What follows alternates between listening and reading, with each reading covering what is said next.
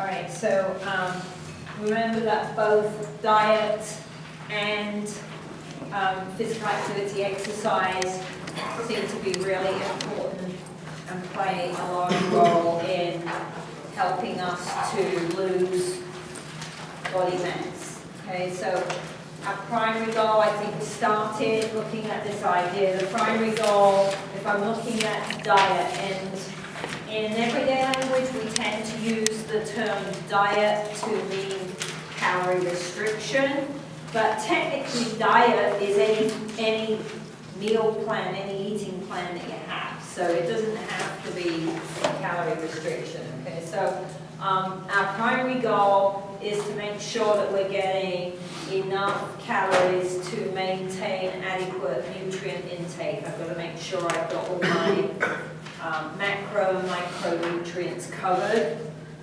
Generally that means minimum of around 1,200 calories. Anything under 1,200 calories, you're starting to really impact whether or not you're covering all the nutrients that you need.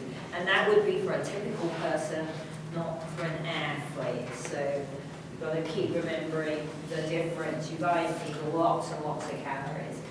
Okay. So drink sufficient water. Right? We want to make sure that the mass that we're losing is not fat-free mass. We don't want to lose muscle mass. And when we look at people who are trying to lose weight, if they're not exercising at the same time and they're trying to do it purely through diet, we see an impact on fat-free mass.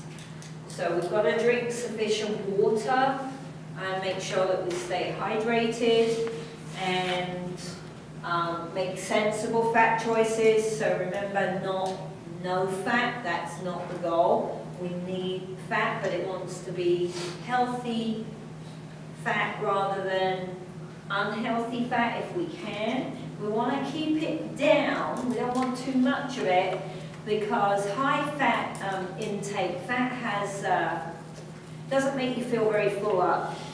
Right? Protein is the thing that really makes you full up, protein and fiber. So the problem with fat is you can eat a lot of it and it doesn't make you feel very full, and so you keep eating and then you end up eating lots of extra calories, right? Those of us that can eat a whole pint of ice cream for one go, right? You don't really feel full up at the end of the pint of ice cream.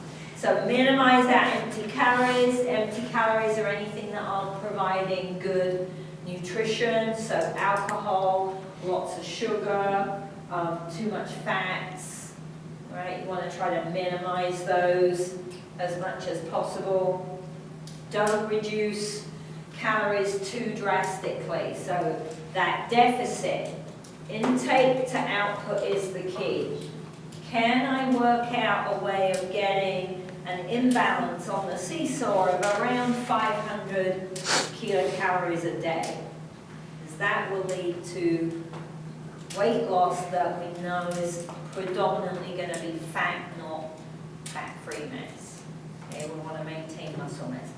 Keep the portions small. Generally, portion sizes have gone up, or it's an eat all you want buffet, or there's that restaurant in Texas. When you go over the border, there's the restaurant where if you can eat a steak like this size, you get the meal for free. Well, I think I'd rather pay for the meal than the steak that size, right? That's a ridiculous amount of food. So, you know, if diets worked, if low fat or low carb or high protein or whatever, if those diets worked, then there wouldn't be so many people trying to diet. Okay? So keep that in mind. Okay?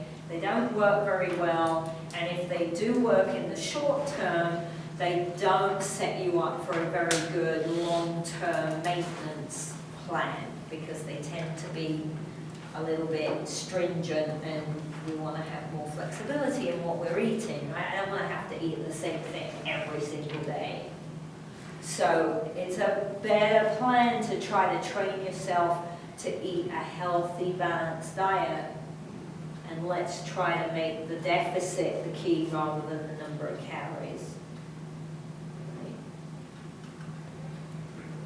So if we look at the other part of the equation then, the exercise, then box 12.5 in your chapter is a really good summary of how does exercise really help with this question. Right? So that's a nice little piece by a well-known researcher just saying, you know, these are the minimum reasons. This is the simple version of why exercise is very beneficial. So if you're trying to argue that with someone and persuade them they should be doing an exercise plan, then some of the comments that are made in that box will be useful there. Okay? So I want to try to make sure that I'm losing fat mass, maybe maintaining or maybe even increasing fat-free mass, because the more muscle in particular I have, the higher my basal metabolic rate, my resting metabolic rate will be. Okay. Muscle uses a lot more. Fat doesn't have any metabolic qualities at all. So it doesn't use any energy to maintain fat mass. Muscles use energy all the time. So the more muscles I can have, then the more kilocalories I'm going to need to use just that race. Okay. So what regime, what attack are we going to take on achieving this deficit? Okay. If I'm going to try and estimate energy expenditure, so if I'm exercising, how much energy is this piece of exercise worth when I'm trying to create the deficit? That can be quite complicated. There's a lot of factors involved in that. Body mass, so someone who's bigger could do the same training program, but they would use more kilocalories than someone who was smaller. Training intensity, how hard am I working while I'm doing it? I can go for a walk for half an hour, or I can walk very fast for half an hour. Right? So what's the intensity of the workout? Which muscles are engaged? So the bigger the muscle group that you're using to do the work, the more kilocalories, the more energy expenditure you're going to see there. All right? If I'm doing weight training, then how many sets, how many reps, what's the rest period? So in a 60-minute weight session, how much work do I actually do? Right? Depends upon that combination. So on page 363, they have a run-walk calorie estimate for you. Here's an equation you can use to try to roughly calculate what the energy expenditure for your walk or your run might be. Okay? So I did that just to give you an example on my physical activity. So when I go to the walking trail, and the walking trail, the big loop on the walking trail is about a mile, just about, it's a little bit more, but about a mile. If I'm doing training walk, right? So if I've got my heart rate monitor on and I've got my leggings and my shoes and I'm walking as fast as I can because I don't like to run, I don't like running, and B, it hurts my knees, so I don't run very much, right? Then I walk somewhere around just coming up to 4.5 miles an hour. Okay? I'm just a little bit under 4.5 miles an hour. So I do 3 miles, 3 laps in 43.5 minutes.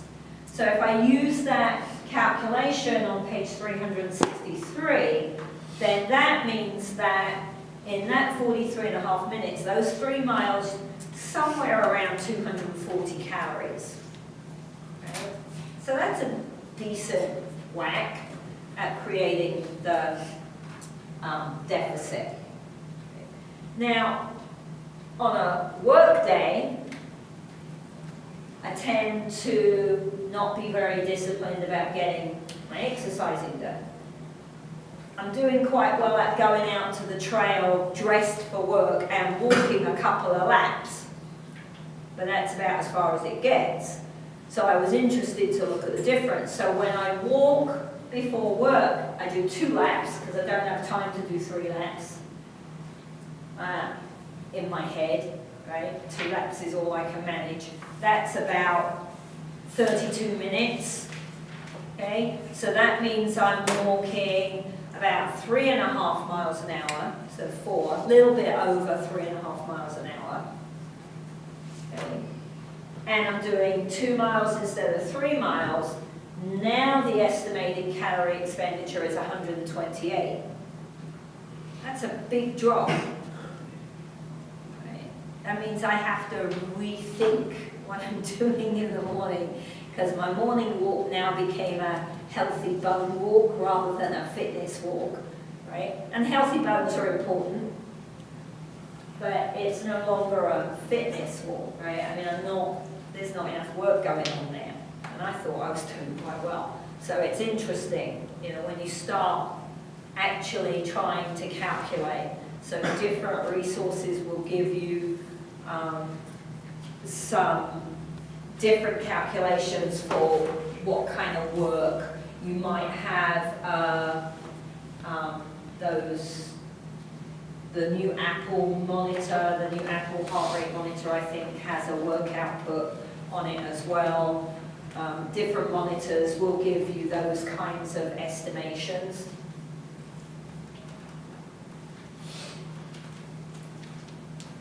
So when we look at studies of calorie expenditure in aerobic versus resistance work, because sometimes people will say, well, the only way to lose weight is to do aerobic work. It is, if I'm doing old-fashioned resistance training, you will not use fat as an energy source, right? But old-fashioned weight training isn't necessarily resistance training. There are other resistance kinds of programs you could do that would help you to lose some weight. And the cool thing about resistance programs, of course, is that they're going to stimulate your body to maintain that muscle mass, which is really key. And if you can gain some muscle mass, then you're going to increase your resting metabolic rate. So there's a lot to be said for including resistance work in any kind of program at the same time. You've got to be a little bit careful when you're looking at the studies, because it really does depend whether, how they were measuring things, whether they were comparing the same kinds of items. So there's some data out there that looks at weight and aerobic sessions where they were both 45 minutes and they were both about 75% intensity. Well, and what they saw was that during the training session, the energy expenditure was about the same. Well, it's difficult to say that 75% of a 1RM is the same intensity level as 75% of my heart rate max. That's a very difficult comparison to state out loud. I would be a little careful when you're looking at the literature there. What we do know is that both kinds of training are going to increase calorie expenditure during the training, right? Even if people argue that aerobic training might increase it more. Some data says it's the same. So there's lots of research out there that doesn't necessarily agree.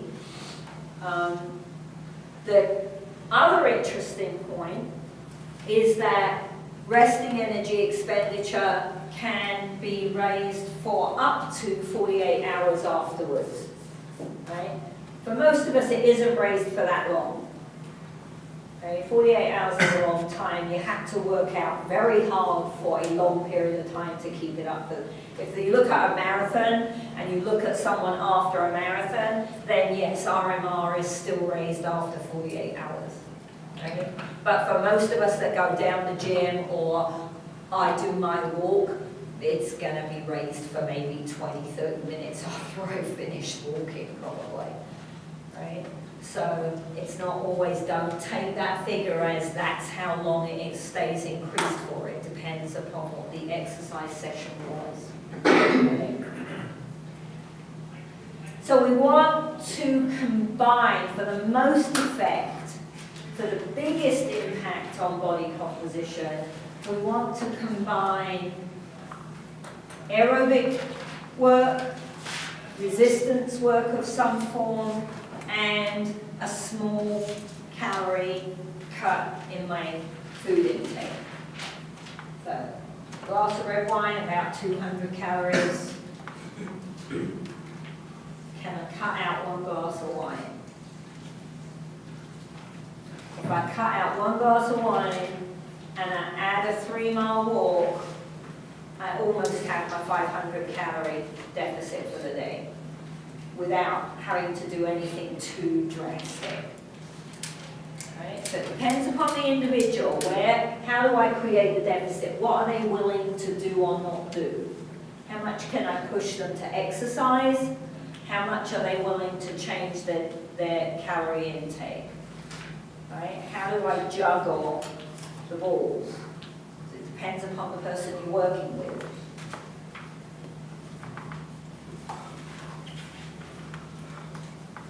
Okay,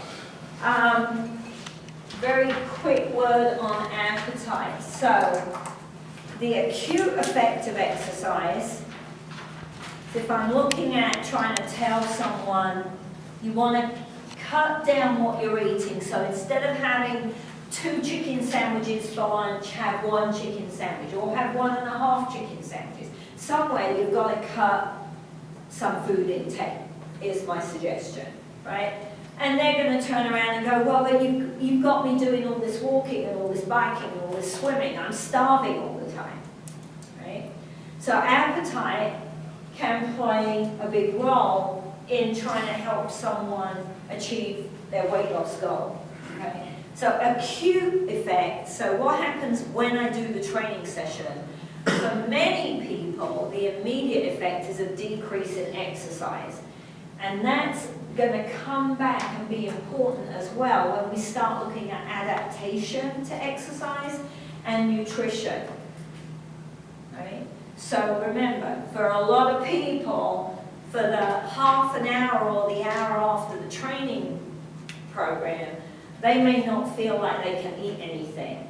Right? The tummy feels tight, the idea of putting food in there makes them feel nauseous, they're not hungry straight away, they want to wait until they get hungry to eat something, all right? So that often happens, and that might be occurring for several different factors, or maybe a combination of factors. The research doesn't seem clear, but it could be due to blood catecholamines. So my epinephrine, my norepinephrine are high when I finish exercising. That might be impacting the feeling of being hungry or not hungry. The hypothalamus in your brain is the center that controls appetite and the feeling of being full up. Satiety, I can't say that word. Full up. Satiety, I can spell it, but I can't say it. Okay?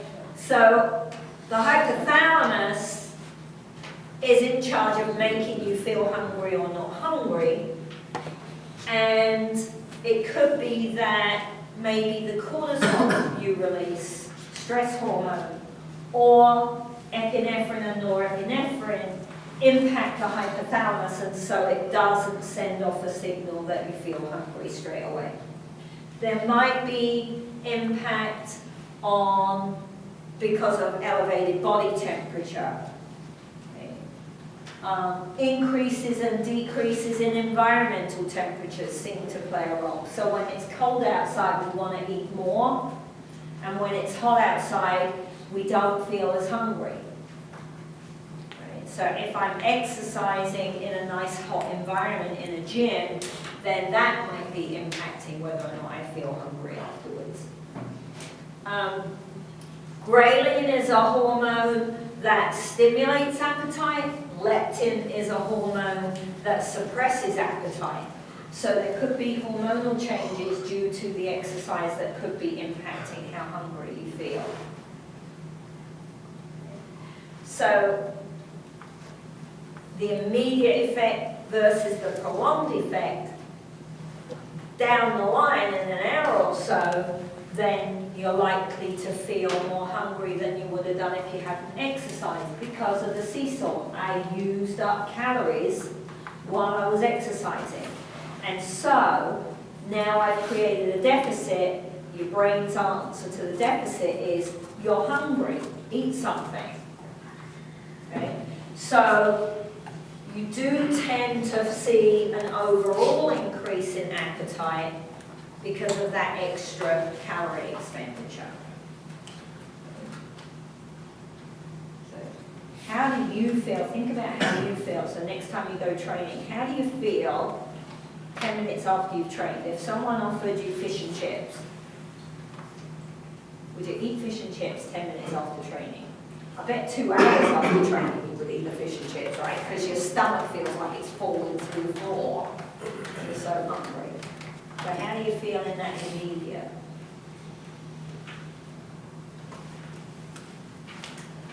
Alright, so we want to do this sensibly. We don't want to do a crash diet. I don't want to lose 10 pounds in a week. Whatever Britney Spears says on the front of Us magazine this week, she did not lose 10 pounds in 1 week. That's not true, right? So what do we want to do? How are we going to achieve that? And as we've mentioned already, typically the goals are, I want to lose fat mass, I want to maintain fat-free mass, that's typical, and once I've lost the weight, I'd like it to stay off. I don't want to be a yo-yo diet person. I want to get rid of the weight and I want it to stay away. So in order to do that, the data is pretty clear that that means I have to lose mass slowly. Right? If I do something crazy and I lose 5 or 6 pounds in 1 week, chances are that's coming straight back by the end of week 2. Okay? Because I didn't really lose weight. So what we're looking for is a goal of 1 to 2 pounds a week. Okay? 1 to 2 pounds a week doesn't sound very much, but if I'm quite overweight or if I'm obese, 1 to 2 pounds a week is 52 to 104 pounds a year. Well, if I can lose 100 pounds this year and be pretty certain that 6 months down the line that 100 pounds has not come back, that would be a pretty good goal. Okay? So 1 to 2 pounds a week, and that's the same, if I'm trying to put on muscle mass, the same number applies. Okay? You really, really cannot add more than 1 to 2 pounds a week of weight and it stay on, and it be good quality muscle mass. So 1 to 2 pounds a week loss. The best bet, as we've said, is to combine what we're eating with what we're doing. And we need to pay attention to the fact that different individuals respond differently. Okay? We used to be quite mean to people. We're gonna have a competition diet, right, with your best friend or with a teammate. and you both say, okay, we're going to do this, and at the end of 4 weeks, person A lost 6 pounds and person B lost 1 or 2 pounds. And then everyone turns around and goes, well, you didn't follow the diet, you were cheating, right? They might not have been, because we have high and low responders to exercise and to diet. Everybody does something different. So whenever we're talking about this is what we can do, this is what we can achieve, in exercise physiology, we almost always are talking about what is average. Right? Well, no one's average. Average doesn't exist in a person. Average has to exist in a large number of people. Right? So no two people are going to do exactly the same thing. Doesn't matter if they do the same exercise routine and eat the same food. Right? Doesn't mean they will have the same outcome. Particularly if you're going to be a personal trainer, if you get husband-wife teams coming into you, or that's always ugly. It's way easier for guys to lose fat than it is for girls. And that can be very frustrating for the missus, because she's busting her butt and he's the one losing all the weight. Okay? So that can become a motivational issue for you as the trainer. How am I going to keep her motivated when he's losing so much more weight than she is? Okay?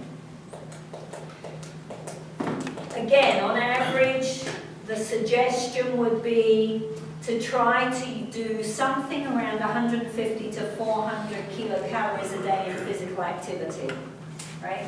150 would be what you would aim for if you were going to work with someone who has been previously sedentary for quite some time, because you can't suddenly chuck them into a ridiculous training program. That's not going to work well, right? 400 would be the upper range for someone that's pretty physically active, and you can ramp up what they're doing. Weight loss diet, so if I'm trying to lose weight, 1,200 minimum to 1,600. Again, this is for a typical person, not an athlete. So if you've got an office worker, or you maybe have a PE student who isn't fully grown yet, and you've got to be careful with cutting calories for them. If you've got a small person, okay, I don't like these numbers personally. I really think the key is the deficit. The numbers are less important, because as long as there's a deficit, you will lose or gain weight. Okay? If the deficit is the wrong way, and you've got more calories coming in than you have going out, you will gain weight. If you can flip it around, you will lose. How much weight do I need to lose? So how many times do you hear, oh, well, I've got to lose 5 pounds? Or I've got to lose 15 pounds? Or, I used to work in a gymnastics gym where they would weigh the girls when they left in the evening. During the summers, so the girls would leave around 6:30, 7 o'clock in the evening. They would put on the scale that before they walked out the door. And when they came back in the morning at 7 o'clock in the morning for morning training, they'd put them on the scale as they walk in the door. And if they were more than half a pound different than they were the night before, they weren't allowed to train that day. They had to condition all day. That's insane. That is so ludicrous, right? And then coach would say, oh, you're too fat, you've got to lose 10 pounds. Well, how would you know that 10 pounds would equate to the fat loss that you want me to do? Right? Don't use the scale, use the science. So I want you to lose fat mass. So how do I give you that goal? What's the weight goal if I want you to lose fat mass? And if you look at box 12.7, there's the tool you need to calculate how much weight. So if I estimate your body fat percentage at 19, right, and you're male, and I decide, or we decide, that your body fat percentage needs to be 15 in order for you to compete at your best. That's a 4% body fat loss. How much weight is that? Right? I want you to lose 4%, go away and lose 15 pounds. How do you know 15 pounds equals 4%? Right? There's no way, if you're doing it off the top of your head, you don't know that. That's nonsense. You just plucked a number out of thin air. I could lose 15 pounds and only lose 2%. Right? Or I could lose 5 pounds and lose 6%. I don't know. You would have to calculate it. Right? So we have the calculation. You can do it properly. Set the appropriate goal. What is the real goal? If I want to know what I'm going to weigh when I lose that body fat percentage, what am I going to weigh? What's the weight loss goal for a particular percentage fat loss goal? Right? So do it properly. Fat is 3,500 kilocalories a pound. So if I can create that deficit of 500 kilocalories a day, that's about a pound a week. If I can create a deficit of 1,000 calories a day, that's 2 pounds a week. 1,000 calorie deficit is pretty rough. That's a big deficit, right? How am I going to do that? So just try to start thinking about what's a scientific way to approach this. Okay? Because fast diets don't work. I don't want my athletes yo-yoing because that screws up performance. It messes with my training program. One day they've got loads of energy and they're great to go. The next day they're like a wet dish rag and we can't achieve anything. That's hopeless. That doesn't get me anywhere. I need athletes who are consistent so that training is always beneficial. Right? So how am I going to get them there? What am I going to suggest? So here's a good example. All right? 3 different individuals. They happen to be men on this piece of data. Okay? And in 12 weeks, all 3 lost about 20 pounds. So that's good. That's a good amount of weight loss in 3 months. Okay? So that would be a nice pat on the back. However, when you look at the data more carefully and you look at body fat percentages, what they found was that the men that were doing just diet, so they were restricting their calorie intake, lost 69% of the 20 pounds, 69% fat mass loss. That means that 31% of that 20 pounds was muscle mass. Well, if I'm coaching someone, I don't want any muscle mass loss. Right? That's very rarely a good plan for an athlete. Here, if I combine calorie restriction with aerobic exercise, the picture was much better. Now I get 78% of my 20 pounds came from fat mass. That's pretty decent, right? But the interesting picture is, what if I combine calorie restriction with aerobic workout and resistance workout? Now 97% of that 20 pounds came from fat, which is where I wanted to lose the weight. Right? So incorporating some resistance in your client's program or your PE students program, because probably your athletes are doing some resistance work, right? So if I'm talking outside of athletes now, somehow I've got to persuade them to do this. How am I going to put that together in an attractive package so that they're willing to give it a try? Okay.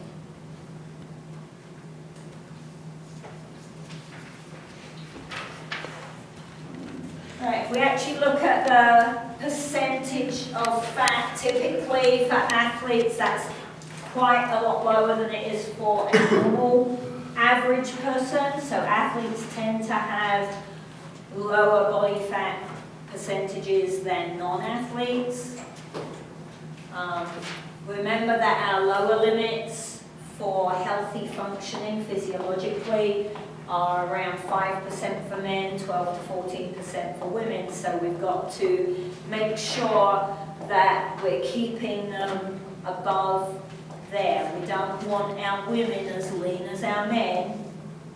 That doesn't work. If I'm coaching a team where I get to work with men and women, can't set the same goals for both.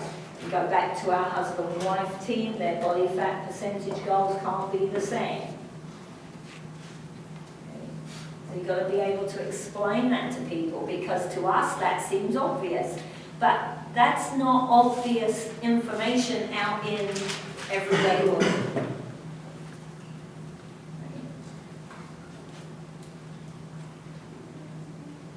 Also, how am I going to measure their body fat percentage? So in lab this week, we'll look at using skin calipers, but it's very, there's an error, there's a level of error in any measurement that you take. And the error in a skin fold is higher than the error in underwater weighing or boat pod. Right?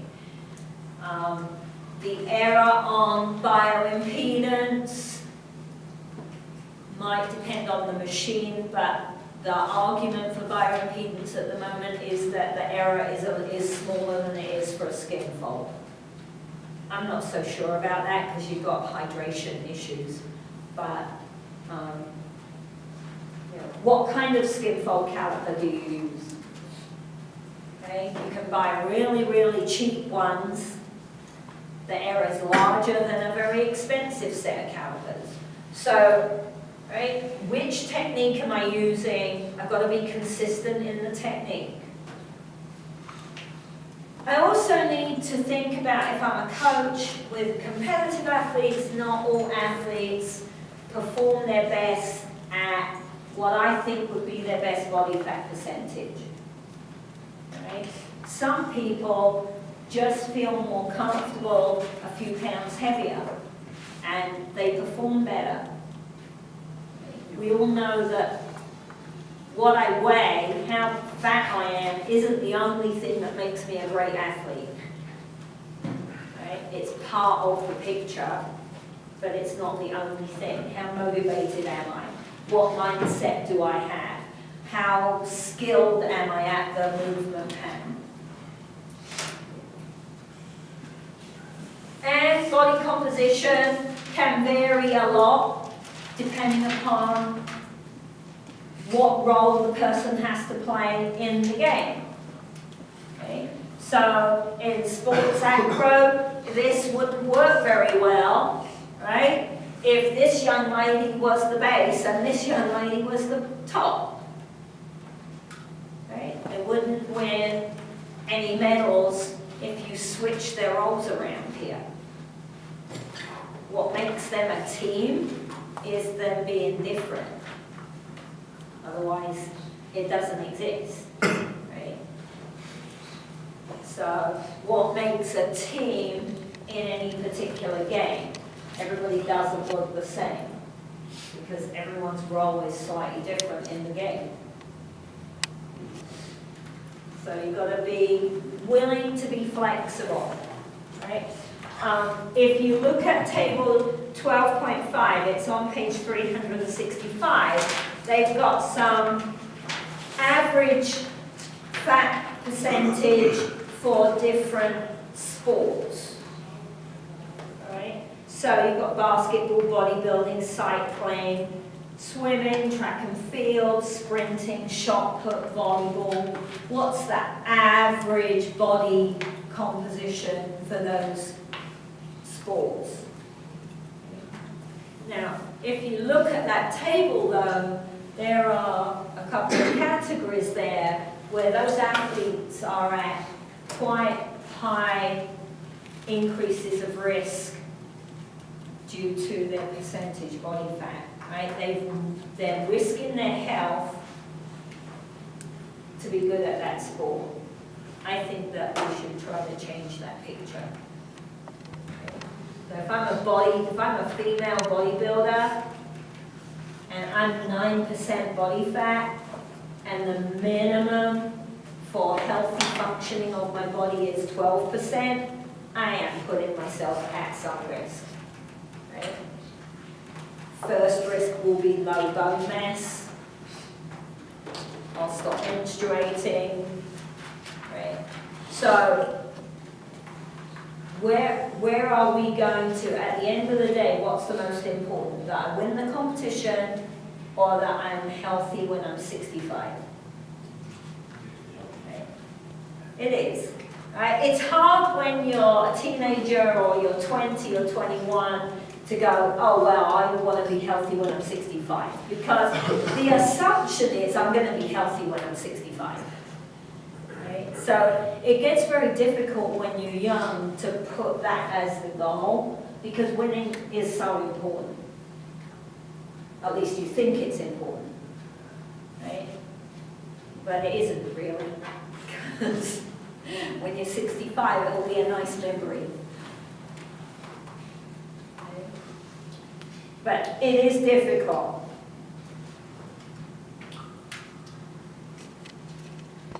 Severe weight loss, so crash diets, athletes who are competing in a weight class sport.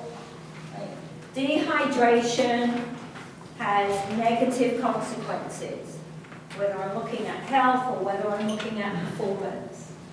So rapid weight loss, so if I go on a severely restricted diet and I say, right, I'm only going to eat 1,000 calories or I'm only going to eat 800 calories, but I'm going to train hard, right? Even if I'm not going to train, 800 to 1,000 calories is too low.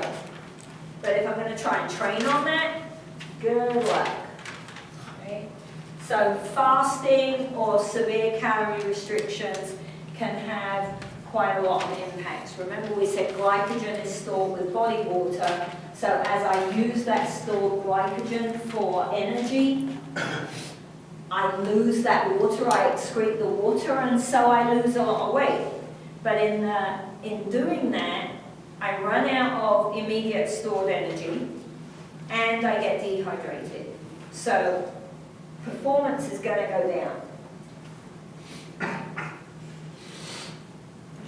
If I'm an aerobic athlete, dehydration of around 3 to 4% severely impacts performance. The figures for anaerobic athletes, so if I'm a sprinter or a thrower, if I'm working at altitude, also the dehydration, I've got a little bit more leeway. It's around about 5 to 6% before we start to see performance impacts. The data that looks at rapid weight loss and rapid dehydration doesn't pick up a lot of impact on power performance, but I still wouldn't want to be risking it. What's the sport? Which sports are most at risk? So if I am in a sport where they score me, so diving, skating, gymnastics. If I'm in a sport where I have to make a weight class, so jockeys, boxers, people like that. If I'm in a sport where the normal outfit is quite tight and revealing, so volleyball players now, distance runners, sprinters, okay? The outfits that track athletes are wearing, now are like swimming costumes compared to what they were 20 years ago. Okay? So any of those kinds of athletes are more at risk of doing something silly so that they look good when they walk out. Okay. Is that clock right? Yep. Okay. Female athlete triad, very quickly. We're going to come back to female athlete triad when we get to chapter 16 anyway. So this is just a very brief look, and then we'll review it. Female athlete triad is 3 interrelated conditions that are impacted by energy balance, which is why they bring it up in this chapter. Okay? And body composition may play a role, low body fat percentage, but low calorie intake in relation to the amount of energy output is the biggest factor when we're looking at female athlete triad. Okay? So, decreased performance, increased risk of injury. We can come back and look at anorexia. Well, let's very quickly. Anorexia nervosa means they won't eat. Typically, they refuse to eat, particularly in public, or they will only eat foods that have very minimal calorie, energy content. They tend to have a very distorted body image. They're absolutely paralytically scared of putting on weight. And they'll develop amenorrhea, which is cessation of menstruation. And that brings along with it all kinds of physiological problems. Okay? Someone who is bulimic will eat, and so they're quite hard to pick out initially. But what they tend to do is, in private, they will binge eat. So they might get 3 tubs of ice cream and eat the whole lot. And then they'll purge. So they'll take a laxative, or they'll stick their fingers down their throat and vomit. And they get very emotional. If you try to talk, they feel totally out of control. When they're binge eating, it's easy to say, well, why don't you stop? But they don't feel like they can stop once they've started. It's out of their control. And the purging behavior can lead to lots of different physiological problems. If they stick their fingers down and vomit, then they tend to rot the inside of their esophagus and their teeth because they're throwing up stomach acid on a regular basis. They can really mess up their sodium and potassium balance, and so they can get quite sick. Just to give you an example, because we need to get out here. This young lady was a very well-known American gymnast, Christy Henrik, and she was an absolutely phenomenal asymmetric bar worker. So she was really, really, really good on bars. 1989, at World Championships, she placed 4th in the finals. So she just missed the medal. She was really good, right? And she wanted to compete in the Olympics. But after the World Championships, someone made a comment to her that she probably wouldn't get picked for the Olympic team because she was a little bit tubby.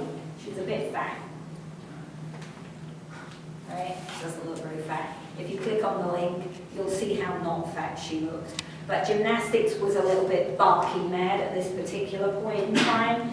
This point in history is a really sad time for this sport. And so she went on a diet. And she developed anorexia. And she died 5 years later. And she weighed 47 pounds when she died. Is that why she died? She Yeah. wasn't. Complications, yeah, kidneys, I think either liver or kidneys failed for her. Alright, so getting this body composition right, knowing how to do it safely is very, very important. You don't want to see a lot of stories these days in the media about models who are too thin. France put in a law that says models cannot be below 18% body fat if they're going to walk on the catwalk. That is very cool. Everybody needs to do that, okay? Because we're particularly interested in athletes and PE people, but the population as a whole, right, we should not be subjecting people to feeling like they have to lose weight that way. Okay? That was really sad. Thankfully, some good came out of it because the American Gymnastics Federation and the International Gymnastics Federation kind of had big powwows with all the coaches and all the judges and said, okay, we have to change what the expectation of what a gymnast looks like when they're on the floor, because this was totally preventable. Because clearly she wasn't overweight. She made fourth place at World Championships, for crying out loud. That's good.